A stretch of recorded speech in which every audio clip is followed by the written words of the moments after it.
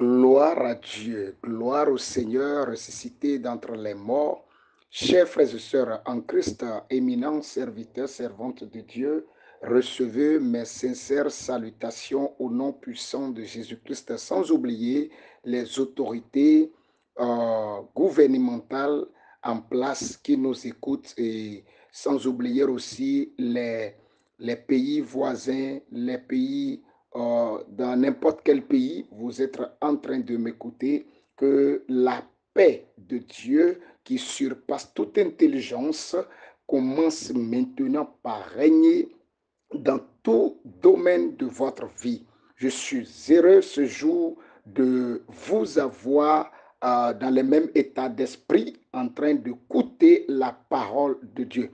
Nous sommes rassemblés du quatre coins de ce monde et nous sommes au pied de notre Maître. Alléluia.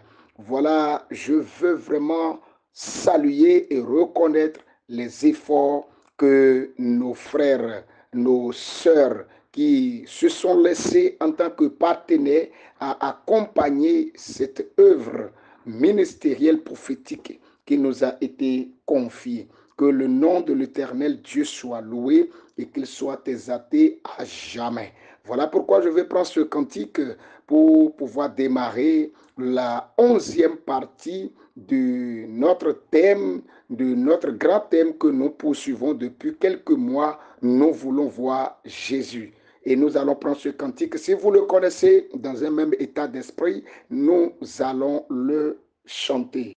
À jamais tu seras. À jamais tu seras l'agneau sur le trône, l'agneau sur le trône. Je fléchis mes genoux, je fléchis mes genoux pour t'adorer toi seul. Jésus, à jamais tu seras, à jamais tu seras, oh oh, l'agneau sur le trône. Je dis l'agneau sur le trône, je fléchis mes genoux. Je fléchis mes genoux pour t'adorer toi seul, Jésus. Alléluia. Alléluia. Bien-aimé qui reconnaît déjà qu'il est Yahweh, nous allons peut-être prendre ces 2 minutes pour pouvoir lui adresser ces mots de reconnaissance pour lui dire que tu es Yahweh. You are Yahweh. Hey, you are Yahweh. Bien-aimé, je voudrais te demander de te concentrer et d'activer maintenant ta foi. You are Yahweh. You are Yahweh. You are Yahweh. Alpha, Omega. You are Yahweh, Alpha et Omega. You are Yahweh, you are Yahweh. Hey, you are Yahweh, you are Yahweh, you are Yahweh. Hey, you are Yahweh. You are Yahweh, Alpha, Omega. You are Yahweh, Alpha et Omega. Disons-lui, tu es puissant. Tu es puissant. Et tu es puissant. Jetons nos couronnes devant lui. Tu es puissant. Et tu es puissant. Tu es puissant. Alpha et Oméga. Tu es puissant, Alpha et Oméga. Éternel Dieu de gloire, nous te considérons comme Yahweh, comme le propriétaire de notre vie. Nous sommes là, Seigneur, en ce moment rassemblés de tous les pays pour pouvoir te glorifier, t'honorer, te dire que tu es bon, tu es puissant. Nous sommes là. Nous voulons t'écouter, Seigneur Jésus. Agis maintenant. Touche les cœurs. Les cœurs durs soient affaiblis. Les cœurs durs soient maintenant ancrés dans ta présence et qu'ils soient maintenant déstabilisés pour écouter ta voix. Seigneur, merci parce que tu as fermé déjà les cœurs. Tu es en train déjà de toucher les cœurs.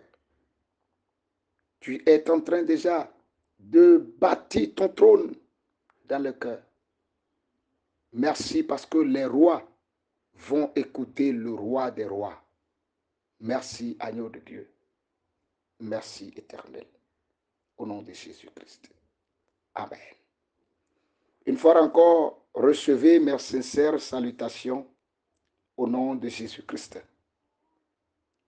Alors, vous n'êtes pas sans savoir, bien-aimés, que depuis un certain temps, nous sommes en train de parler d'un grand thème, une grande révélation, et qui parle de nous voulons voir Jésus. Nous voulons voir Jésus. Après avoir prêché de première partie jusqu'au 10e partie, le Saint-Esprit a jugé bon de nous introduire dans la 11e partie. Je l'avais dit la fois dernière, tant que le Saint-Esprit n'a pas dit stop, je ne pourrai pas aussi dire stop. Parce que je puise de lui. Alléluia. C'est lui qui me donne, c'est lui qui donne l'orientation. Et si lui n'arrête pas son œuvre, c'est que moi-même, je ne pourrai pas lui dire, restez là, c'est bon. Alléluia. Parce que ce qu'il me communique me fait du bien. Ça travaille dans mon corps. Et ça m'amène à se rapprocher plus de lui. Et je crois que les témoignages que nous avons de tous nos frères et sœurs confirment que réellement, c'est la même chose en moi qui est en train de bouillonner dans la vie de ces serviteurs, de ces grands hommes qui confirment ces révélations. Et c'est ça l'humilité. Merci beaucoup pour votre encouragement. Merci beaucoup pour votre assistance, votre manière d'apporter de l'appui à l'évangélisation, de l'appui à ces ministères. Que le nom de Dieu soit élevé. Alors, dans la 10e partie, nous a parlé d'un thème qui vraiment, je me pose de questions lorsque je finis de prêcher. Je réécoute, je me dis, est-ce moi-même qui parle? Comment le Saint-Esprit fait pour avoir ce thème et me communiquer? Alors j'ai donc compris que c'est un mystère que je ne peux pas développer. Alléluia. Alléluia. Alors, bien-aimés dans le Seigneur, chers frères et sœurs en Christ, éminents serviteurs, servantes de Dieu, humilions-nous. Humilions-nous.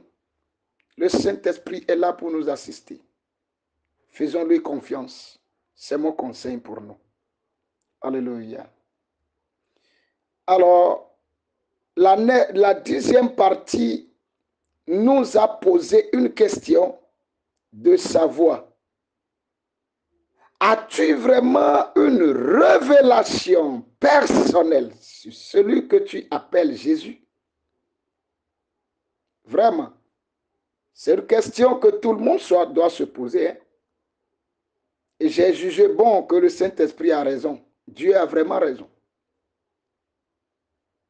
Alors, nous avons écouté cette partie-là. Et le Saint-Esprit me pose encore une autre question de savoir. Et après que tu as eu la révélation personnelle sur Jésus-Christ, que s'est-il passé?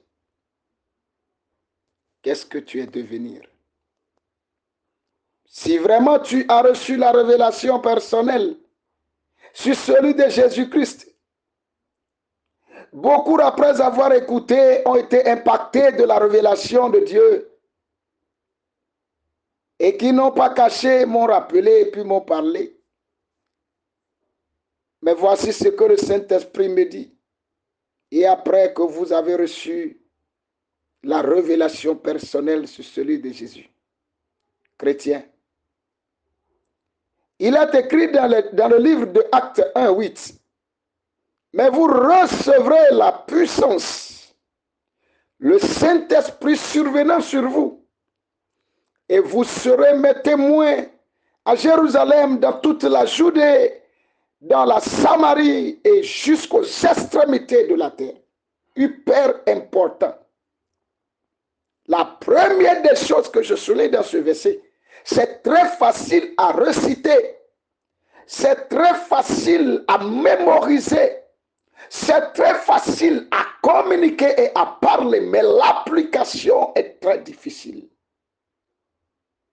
Vous recevrez une Saint-Esprit, une puissance d'abord. Avant le Saint-Esprit, vous allez recevoir une puissance d'abord. Cette puissance va vous annoncer que c'est le Saint-Esprit qui est en vous. Parce que beaucoup ont traduit cette partie étant comme c'est la même puissance qui est le Saint-Esprit. Non. Bien-aimé, pasteur, je ne connais pas plus que vous. Je n'ai pas étudié plus que vous. Je n'ai pas un mentor plus que vous. Mais je vous dis, regardez très bien. Regardez très bien et lisez très bien. Et demandez l'assistance du Saint-Esprit. Jésus-Christ a dit, vous recevrez une puissance powerful. Alléluia. Vous recevrez une puissance. Il n'a pas dit directement, vous recevrez le Saint-Esprit. Non. Cette puissance ici, je me permets par l'autorisation du Saint-Esprit de vous expliquer un peu. C'est là-dedans, c'est la persévérance, c'est la puissance. C'est-à-dire, c'est l'envie que tu as reçue de faire l'œuvre de Dieu qui fait descendre le Saint-Esprit en toi. Tu veux faire l'œuvre de Dieu. Tu as l'envie de faire l'œuvre de Dieu. C'est ça la puissance. C'est ça qui ouvre la porte au Saint-Esprit de survenir, de venir sur toi et commencer par t'introduire, te guider, te donne les orientations et dit maintenant, après ces deux choses, cette puissance-là, écoutez-moi, pendant que Jésus-Christ partait, pendant que Jésus-Christ a été enlevé, c'est ce jour-là que la puissance-là est rentrée dans la vie des disciples, au point où les disciples ont commencé par fixer Jésus-Christ en train de partir sous les yeux comme ça. La puissance est rentrée en eux. Ils ont reçu une puissance de travailler comme lui, de faire comme lui. Et lorsque Jésus-Christ est parti, il a envoyé le Saint-Esprit. C'est la raison pour laquelle ce n'est pas le Saint-Esprit qui est venu d'abord, avant que les disciples ne commencent par élever la voix et rassembler à un lieu où on appelle communément l'église de Dieu. Ils se sont rassemblés en train de vouloir élever le Dieu très haut, car le Saint-Esprit est rentré en eux. La puissance. Fixez les regards vers Jésus-Christ seul te donne la révélation et la puissance de faire l'œuvre de Dieu avant que le Saint-Esprit ne vienne. Le Saint-Esprit a son rôle à jouer, bien-aimé. Le Saint-Esprit a son rôle à jouer. Le rôle de Saint-Esprit, c'est pour te montrer tout, te rappeler tout, t'enseigner tout. Ce que tu n'as pas appris, bien-aimé, le Saint-Esprit ne pourra pas t'enseigner. Ça, c'est une vérité. Ce que tu n'as pas appris, tu n'es pas resté auprès de quelqu'un pour être enseigné. Bien-aimé dans le Seigneur, le Saint-Esprit ne pourra pas te communiquer ce que tu ne connais pas. Il va te communiquer ce que tu as déjà appris. Tu lis ta Bible, le jour où le Saint-Esprit va te donner le thème, tu ne vas pas te dire, va prendre telle partie de la Bible. Non. Il peut te rappeler ce que tu avais déjà lu et qui cadre avec le thème. C'est comme ça qu'il fonctionne. Il te rappelle, il va t'orienter, il va te mouvementer. Et si tu refuses, il te laisse, il te quitte, il t'abandonne. Il faut recevoir le Saint-Esprit. Quand Jésus-Christ a été remporté, était en train de partir dans la nuée, les disciples se sont arrêtés et regardés et fixés. Et c'est là qu'ils ont reçu la puissance. Automatiquement, que s'est-il passé? N'oubliez pas que Jésus a dit, vous serez mes témoins. Vous serez quoi? Mes témoins.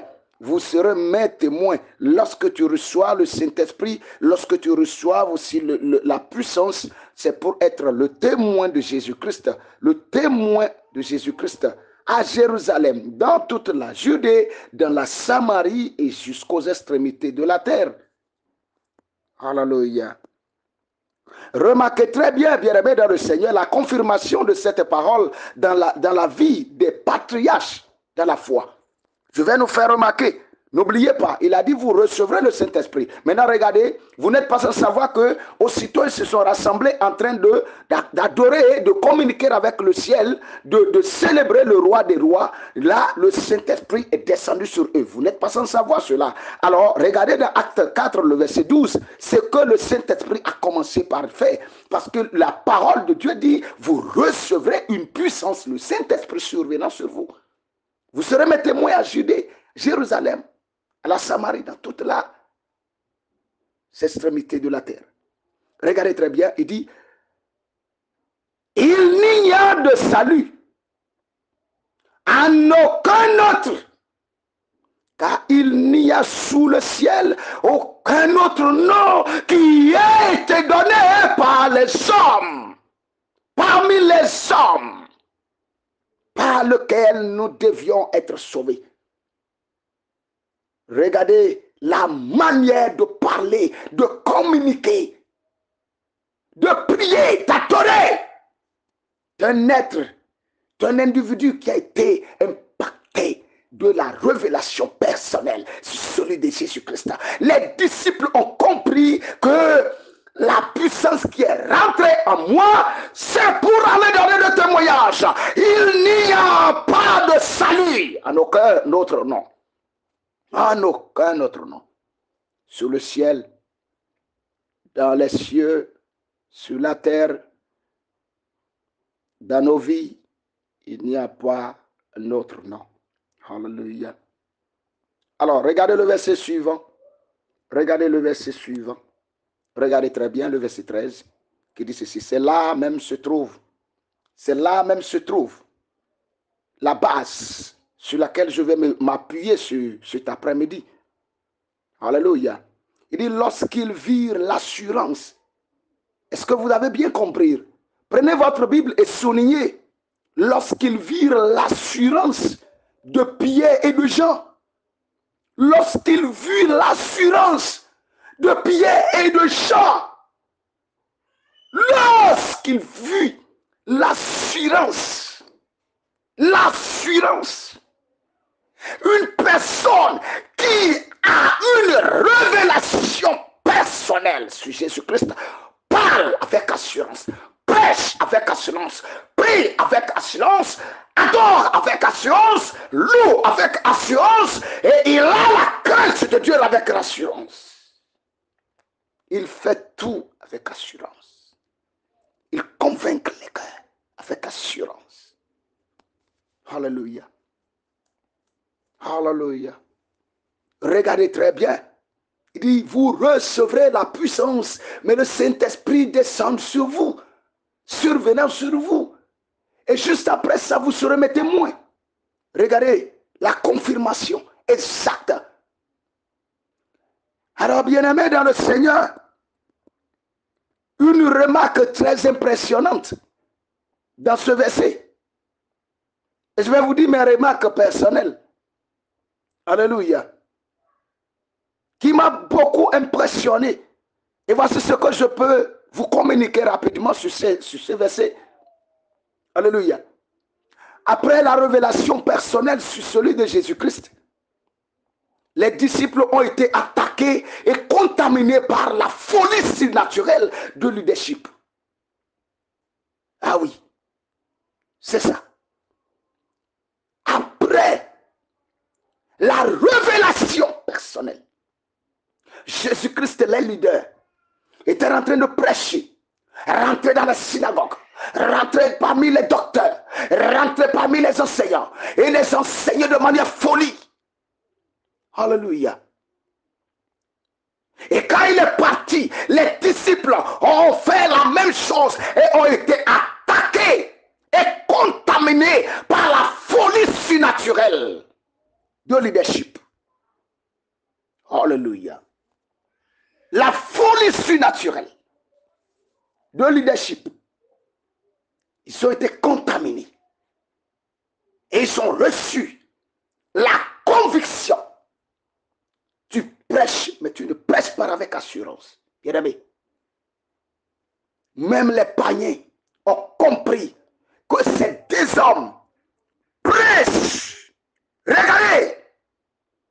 Ils ont dit devant tout le monde, il n'y a de salut en aucun autre nom, en aucun autre, avec assurance. Avec assurance. Avec assurance. Tu n'arrives même pas à parler avec assurance devant ton mari, devant ta femme, devant ton patron, parce que ta vie de péché te ruine. Ça t'empêche de parler avec assurance. Ta vie de péché. Alléluia. Même devant tes collègues avec qui vous fréquentez de péché, il faut parler avec assurance de Jésus-Christ et laisse-les t'insulter pour que toi tu puisses te repentir. Alléluia. Et tu veux me dire que tu as une révélation personnelle sur Jésus. Après que tu as la révélation personnelle sur celui qu'on appelle Jésus-Christ, bien-aimé, ton adoration change.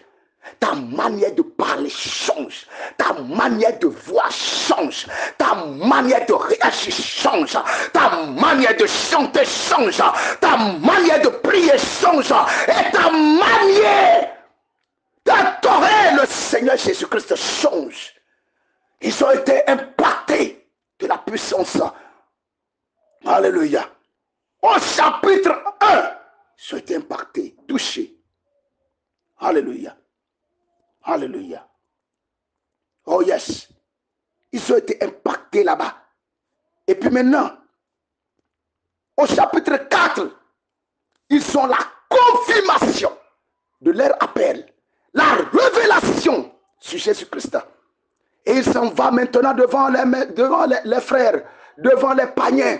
Et il commence par dire, écoutez-nous très bien, Jean et Pierre sont en train de prêcher la bonne nouvelle en disant, il n'y a de salut en aucun autre.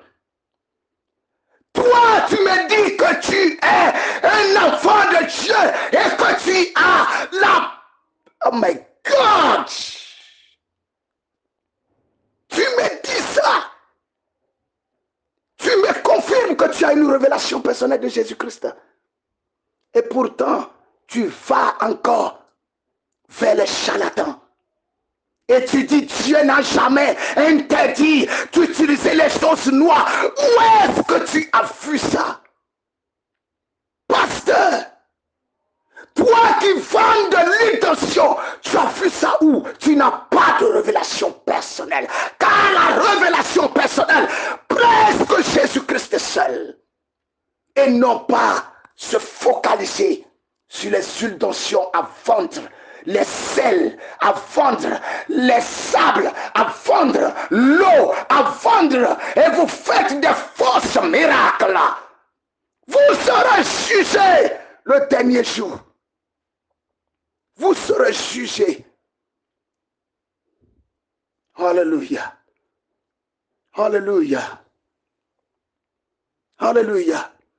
Tu as une révélation personnelle sur Jésus-Christ. Et même les gens de ta maison ne peuvent pas discerner cela. Ton église ne peut pas discerner cela. Tes camarades te confondent toujours à eux. Tes collègues se confondent toujours et ils disent nous sommes toujours les mêmes. Voilà la raison qui m'amène à dire à tous les catholicismes et à tous ceux qui sont même dans le païen, dans le monde, à leur dire que nous n'adorons pas le même Dieu. Je refuse. Samuel Goukwelu a refusé. Je n'adore pas le même Dieu que toi, catholique. Je ne suis pas en train de t'insulter, mais je vais te faire voir. Toi, ton Dieu a accepté que tu puisses l'adorer avec une image. Mais moi, mon Dieu, j'ai lu dans la parole de Dieu que c'est interdit par Dieu lui-même. Alors tu adores quel Dieu? Et pourquoi, bêtement, je vais accepter que nous sommes en train d'adorer le même Dieu? Impossible. Je connais celui que j'ai reçu. Il s'appelle Jésus-Christ de Nazareth. Et depuis que je l'ai connu, je ne prie pas avec la croix.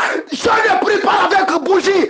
Je ne prie pas avec de n'importe quoi. Je prie au nom de Jésus. Au nom de Jésus.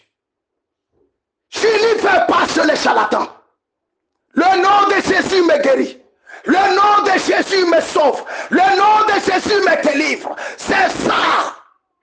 Je ne prie pas avec les rameaux. Oh oui. Permettez-moi de vous prêcher. Et répondez-vous. Répondez-vous. Et c'est votre Dieu qui vous autorise à prier toujours et à attacher les My God. Est-ce que vous pouvez comprendre avec moi? Vous pouvez comprendre avec moi, bien-aimés? Les gens attachent les bougies ensemble et ils les appellent encore le nom de Dieu sur ça pour pouvoir attaquer l'autre. Ils jettent ça. Vous n'êtes pas différents des païens, des féticheurs. Alléluia. Vous n'êtes pas différents des païens et des féticheurs, des bouddhismes. Vous êtes tous des arnaqueurs. Alléluia. Avec assurance. Il dit, il n'y a pas d'autre nom qui sauve que Jésus-Christ de Nazareth. Point pas. Je ne vends pas de l'huile. Alors si toi tu es pasteur, tu es bishop, tu es apôtre, tu es prophète, je t'annonce que toi et moi, nous n'adorons pas le même Dieu. Je te le dis. Va lire très bien la parole de Dieu. Je suis basé sur Jésus-Christ et non rien d'autre. Je ne vends pas de l'huile d'onction. Quand les fidèles amènent devant moi, prient pour moi sur cette huile d'onction, je les arrache. L'huile d'onction est une chose sacrée, consacrée à l'Éternel, et on choisit avec. Ça ne se vend pas et ça ne se trouve pas sur un fidèle. Des faux chapelles comme ça. Alléluia. Repentez-vous. Repentez-vous. Il n'y a de salut en aucun autre. Car il n'y a sous le ciel aucun autre nom qui a été donné parmi les hommes par lequel nous devions être sauvés. Pourquoi vous pensez être apôtre, être prophète? Tu veux recevoir un fidèle et tu lui demandes de payer d'abord. Tu as reçu ça de qui? Jésus-Christ a dit, vous avez reçu gratuitement, donnez aussi gratuitement. Tu es un enfant bâtard, un prophète bâtard. Tu as reçu ça de qui? Repentez-vous. Jésus-Christ reçoit tout le monde gratuitement. Et pourquoi toi tu demandes qu'on te paye d'abord avant que tu le reçois? Et tu as une révélation personnelle sur Jésus? Impossible. Impossible, je te le dis. Tu te condamnes toi-même. Et c'est la raison pour laquelle, parce que vous êtes des fainéants, vous ne pouvez pas chercher la face de Dieu en bonne et due forme. Vous commandez des bracelets, vous commandez des bagues. Et vous avez des amelettes sur vous. Et vous portez des vestes là-dessus. Vous serez jugés. Vos pasteurs seront jugés le dernier jour. On prêche au nom de Jésus-Christ. Si vous voulez, je vous donne la chair. Attaquez-moi. Et vous verrez que je suis basé sur Jésus-Christ de Nazareth. Alléluia. Envoyez vos incantations spirituelles. Si vous m'écoutez, vous verrez que Jésus-Christ est Seigneur. Alléluia. Alléluia. Alléluia. J'étais sur la révélation personnelle de celui de Jésus-Christ. Quand les disciples ont reçu cette révélation, ils ont été attaqués et contaminés par la folie spirituelle. Ils prêchent avec assurance. Et les païens ont remarqué cela. Et après que toi qui m'écoutes, tu as la révélation, tu as eu la révélation personnelle sur Jésus. Que s'est-il passé? Écoutez-moi très bien. Notez ceci. Après la révélation personnelle sur celui de Jésus-Christ, l'intéressé qui a reçu la révélation parle avec assurance. Pourquoi? Car la personne de Jésus-Christ est en lui. La personne de Jésus-Christ vit en lui. C'est ça. Tu parles avec assurance. Tu parles avec assurance. Parle avec assurance. 2. Après la révélation personnelle sur celui de Jésus-Christ, on cherche toujours à répondre aux différentes préoccupations de Dieu. Wow. Oh yes. Beaucoup de personnes vont me demander, mais attends pasteur, comment est-ce qu'on peut répondre aux préoccupations de Jésus-Christ? Je vais vous le dire, je ne vais pas vous laisser à poser toutes ces questions-là. Voilà. La première préoccupation de Dieu ou de Jésus-Christ, allez prêcher la bonne nouvelle à toute la nation. Ok? Changez-les, amenez-les, faites-les des disciples et enseignez-les. Dieu n'a pas beaucoup de problèmes. Il a un seul de problème. Et il a un souci. Son seul souci, c'est que ses enfants reviennent vers lui. Et tu as été choisi. Et donc, si tu as la révélation personnelle sur celui de Jésus-Christ, tu dois chercher à répondre à cette préoccupation de Dieu. Dieu veut qu'on l'adore, mais toi, tu n'adores pas. Dans l'assemblée, toi, tu ouvres les yeux pendant que tout le monde ferme les yeux. Toi, tu fais super spirituel inutile. Super spirituel inutile. Tu prends ton temps. à regarder les autres et à les minimiser.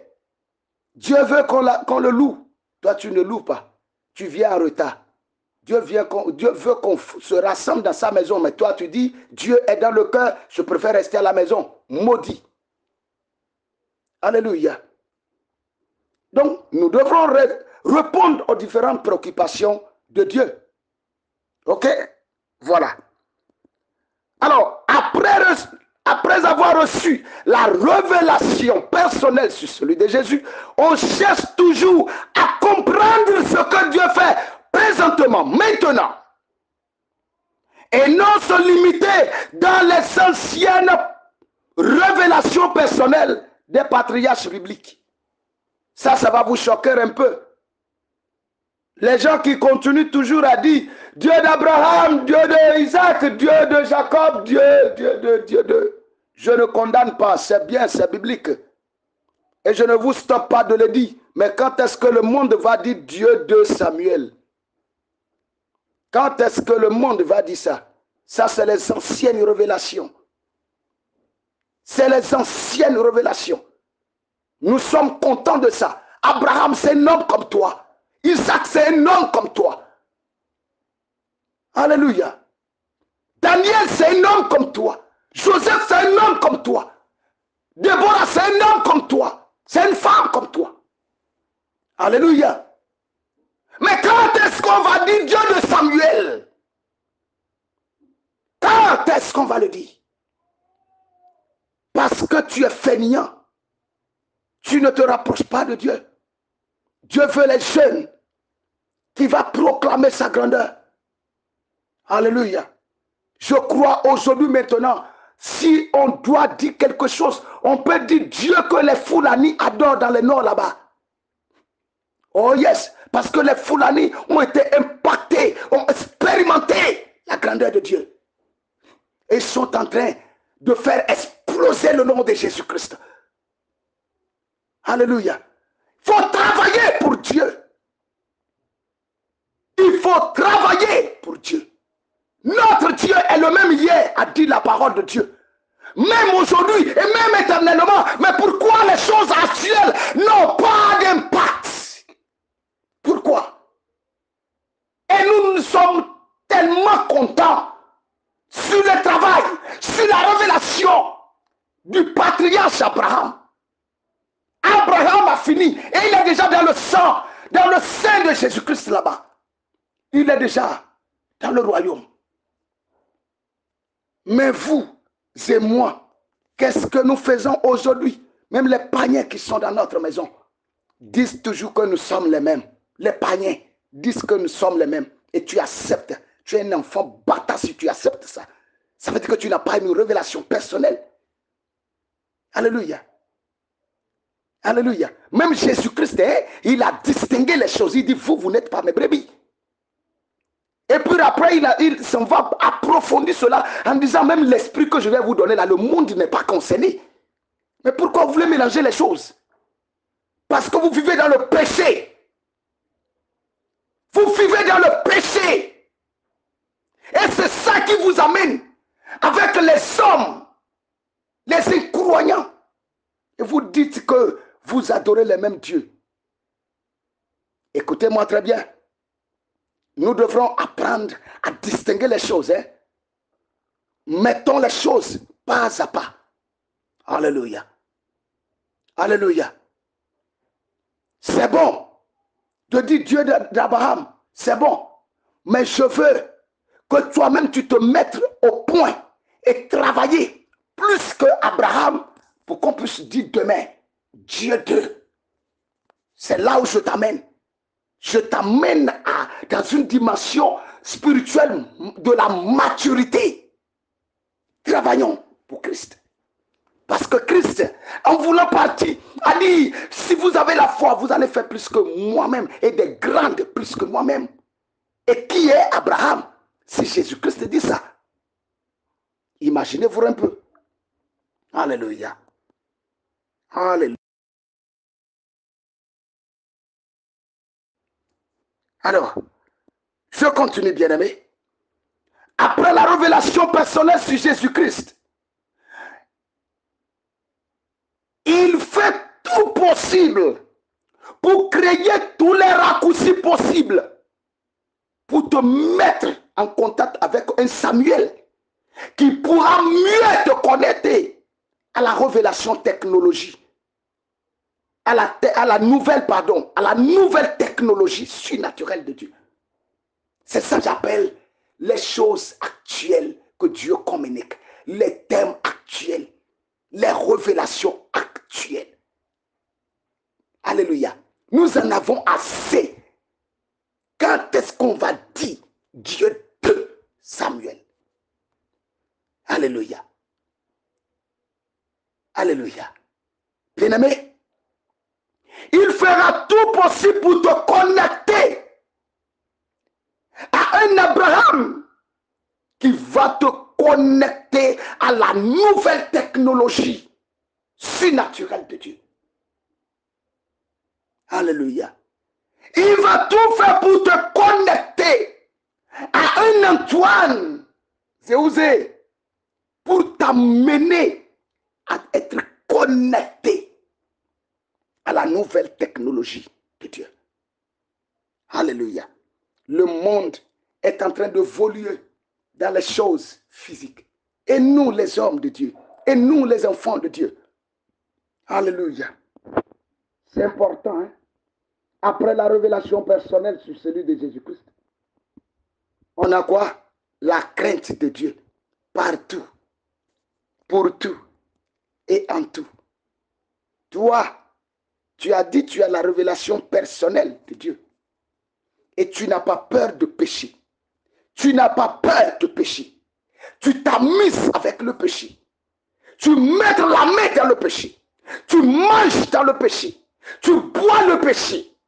Tu collabores avec le péché. C'est normal pour que tu puisses dire que nous adorons le même Dieu. Avec les paniers. C'est normal. Parce que ta vie n'est pas transparente. Tu continues toujours à mentir. Tu continues toujours à forniquer. Tu n'as pas encore une révélation personnelle sur celui de Jésus. Celui qui a une révélation personnelle sur Jésus-Christ a toujours la crainte de Dieu partout, en tout et pour tout. Alléluia. Alléluia. Bien-aimé, écoutez, je m'en vais finir. Après la révélation personnelle sur celui de Jésus-Christ, on est affectionné par les choses de haut. C'est-à-dire, faire avancer l'œuvre de Dieu à tous égards. C'est très important.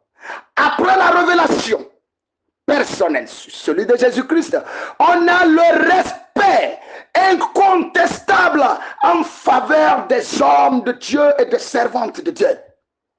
Écoutez-moi très bien. Je m'en vais finir en vous disant ceci. Ton pasteur et toi et ton pasteur, vous n'êtes pas des collègues. Ok? Vous n'êtes pas des camarades. Tellement il t'a donné certains accès et puis toi-même, tu veux déjà prendre ton pasteur comme ton collègue. Cesse de faire ça. Et annule dans ton cœur, ton pasteur et toi, vous n'êtes pas des collègues, vous n'êtes pas des camarades. Même s'il te donne l'accès de tout. Alléluia. Moïse a donné accès de tout à Myriam, sa grande sœur. Et Myriam a commencé par parler n'importe comment, mais Dieu a frappé Myriam. Ton pasteur et toi, vous n'êtes pas des collègues. Conclusion. Je vais conclure mon message en disant ceci. Dieu, dans son incomparable amour, a fait déjà le dépôt d'une portion du Saint-Esprit en nous.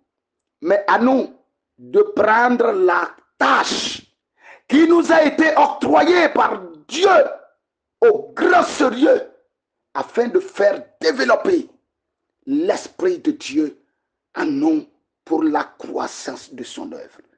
Que Dieu vous bénisse, qu'il vous garde et qu'il vous donne plus de connaissances, qu'il vous donne plus d'inspiration à comprendre et à cerner les choses de Dieu. Que ton cœur soit touché et qu'il soit visité par la puissance de Dieu. Au nom de Jésus-Christ. Amen. Shalom à vous.